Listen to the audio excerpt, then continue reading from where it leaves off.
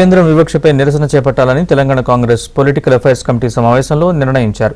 అలాగే స్థానిక సంస్థల ఎన్నికల్లో పార్టీ పరంగా బీసీలకు 42% రిజర్వేషన్లు కల్పించే విషయంలో కమిటీ వేయాలని నిర్ణయించారు. జూబ్లీహిల్స్ ఉప ఎన్నికల్లో అనుసరించాల్సిన వ్యూహాలపై సీఎం రేవంత్ రెడ్డి దిశానిర్దేశం చేశారు. అలాగే ఓట్ చోరీ అంశాన్ని ప్రజల్లోకి బలంగా తీసుకెళ్లాలని నిర్ణయించారు. ఓట్ చోరీపై రాహుల్కు మద్దతుగా పోస్టర్లను విడుదల చేశారు. Rise your voice save democracy పేరుతో ప్రజల్లోకి వెళ్లాలని నిర్ణయించారు.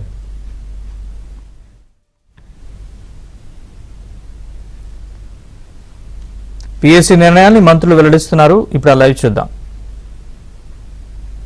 విలువలు కాపాడాలంటే, కాన్స్టిట్యూషన్ ని రక్షించాలంటే ఈ ఉపరాష్ట్రపతి ఎన్నిక చాలా కీలకం. అదేవిధంగా నేను చాలా సంతోషిస్తున్నాను వ్యక్తిగతంగా, అంటే నాకు దగ్గర వ్యక్తిని కాదు, జస్టిస్ సుదర్శన్ రెడ్డి గారి అభ్యర్థిత్వం ప్రకటించిన తర్వాత చాలా పాజిటివ్ వైబ్స్, చాలా ఒక పాజిటివ్ ఫీలింగ్. మరి ఇండియా బ్లాక్ అభ్యర్థిగా వైస్ ప్రెసిడెంట్కి జస్టిస్ సుదర్శన్ రెడ్డికి ప్రకటించిన తర్వాత దేశవ్యాప్తంగా ఒక పాజిటివ్ ఫీలింగ్ వచ్చిందని చెప్పి నా అభిప్రాయం. మరి మేము కూడా తెలంగాణ కాంగ్రెస్లో ముఖ్యులు, మరి ఇతర పార్టీల అధిపతులతోని, ఇతర పార్టీల ఎంపీలతోని మరి తప్పనిసరిగా జస్టిస్ సుదర్శన్ రెడ్డి గారి ఎన్నిక కొరకు మా వంతు కృషి కూడా చేస్తామని చెప్పి నేను మీ అందరికీ తెలియజేస్తూ, చివరిగా ఒక్క నిమిషం సుధాకర్ రెడ్డి గారి గురించి. సుధాకర్ రెడ్డి గారు మా ఉమ్మడి జిల్లాలో ఎంపీ ఉండే, నాకు వ్యక్తిగతంగా చాలా దగ్గర మిత్రుడు, అంటే చాలా పెద్ద మనిషి నాకంటే, కానీ వారితో ఒక క్లోజ్నెస్ ఉండేది.